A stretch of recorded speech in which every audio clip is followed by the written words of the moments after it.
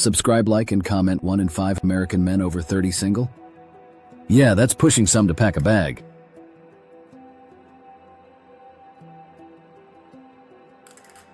Hey folks, ever scroll through your feed and spot those stories?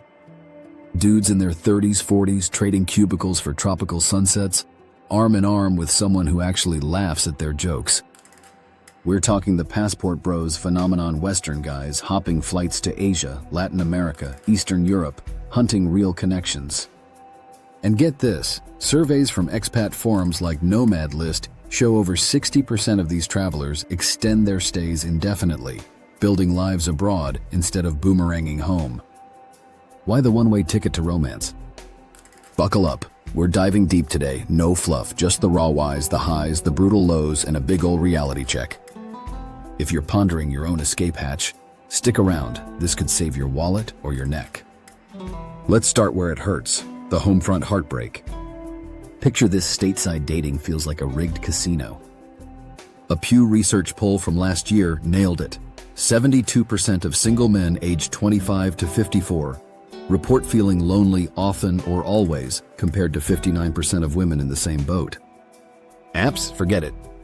Bumble's internal data leaks show a 5-to-1 guy-to-girl ratio in the US, leaving most swiping into the void. Add skyrocketing divorce rates. CDC figures peg it at 45% for first marriages, and it's no shocker guys are burnt. Western dating's a battlefield, one Redditor vented in a thread with over 10,000 upvotes. High heels, higher standards, and zero time for just coffee. Frustrations boil over, career-chasing partners, endless ghosting, that nagging sense you're auditioning for a role nobody's casting. It's not about bashing anyone, life's tough all around, but for many, it's the final straw. Enter the passport.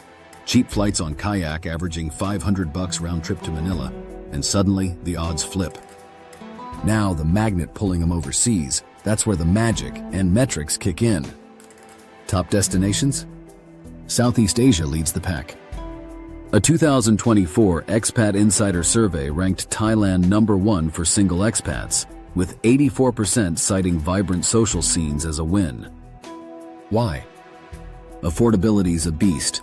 Numbeo data shows a decent meal in Bangkok runs $2 versus $20 in New York.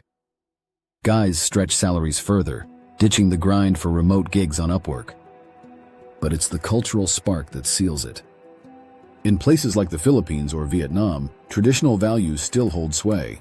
Family-first mindsets, where 90% of women in a World Values survey prioritized long-term partnership over solo hustles. No cat-and-mouse games, it's straightforward warmth. One passport bro, a software engineer from Texas I chatted with via a forum, summed it up. Here, I'm not a swipe right statistic. I'm seeing flaws and all. Stats back the bliss. A study from the Journal of Marriage and Family found international couples report 20% higher satisfaction rates early on, thanks to that novelty boost and shared adventure vibes. Eastern Europe? Pure fire. Ukraine and Poland draw crowds with UNESCO stats showing women outnumbering men 2-to-1 post-Soviet shifts prime for connections. Latin spots like Colombia or Brazil. Passion dialed to 11, with Tinder's global report noting a 30% faster match rate for foreigners there. It's ego fuel, sure, but also economics. World Bank data highlights how lower living costs rent in Medellin at $300 a month. Let guys play provider without breaking the bank. Remote work's the secret sauce. Buffer's State of Remote Work survey says 43% of global pros now location independent, turning 2-week flings into forever setups. These aren't tourists, they're settlers. Marriage visa approvals for U.S. men to Filipinas spiked 15% last year, per USCIS filings. It's a feedback loop. Find love, lock it down, import the life you crave. Happier? You bet Gallup polls on expat well-being show these guys scoring 30 points higher on life satisfaction scales than stay-put peers. But hold up, before you book that ticket, let's talk the shadows.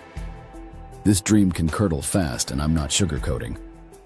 First, the scammers. They're pros lurking on every app from Tinder to niche sites like Asian Date. FTC's 2024 wrap-up? Romance frauds raked in $1.14 billion last year, up 18% from 2023, with median hits of $4,400 per victim. Globally, Moody's flagged 1,193 new scam networks popping up in 2024 alone, a 14% jump. These aren't sloppy catfish. They're syndicates from West Africa to Eastern Europe, spinning tales of sick relatives or visa snags to bleed you dry. A chilling AARP report detailed over 19,000 U.S. cases, 80% targeting men over 50. But younger guys aren't immune. Social media starts 40% of these traps, per the feds.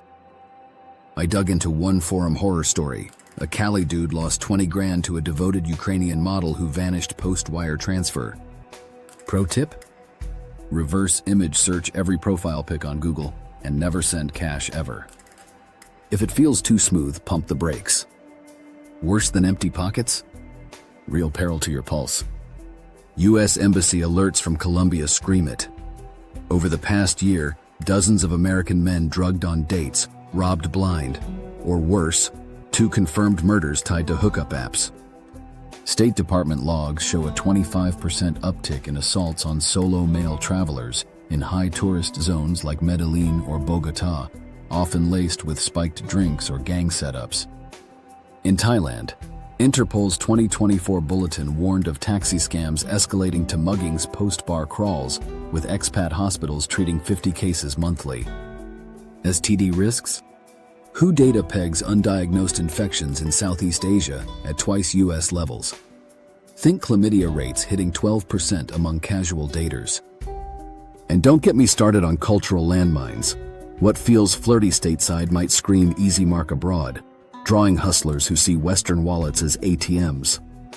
A British expat survey from expat.com found 15% of passport bros facing harassment or theft tied to dates. Bottom line, you're not invincible. Vet spots via TripAdvisor reviews, stick to public meets, and share your itinerary with a buddy or better that embassy hotline. So, where does this leave us? Passport bros aren't villains or quitters. They're canaries in the coal mine, signaling cracks in how we do love back home. Sure, the grass looks greener, cheaper rents, warmer welcomes, stats screaming success for those who stick the landing. But it's a gamble, one where the house edge includes heartbreak highways and hidden hazards. If you're itching to try, do it smart, research visas on official gov sites, budget for the unexpected, and chase connections that click, not just convenience. Me. I'd say test the waters with a month-long jaunt, eyes wide open. Love's worth the leap, but not the landing in the ER.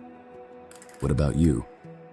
Dropping a comment, ever tempted to go full nomad for romance or nah?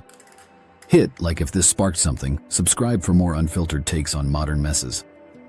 Safe travels, wherever your heart or passport leads. Subscribe, like, comment.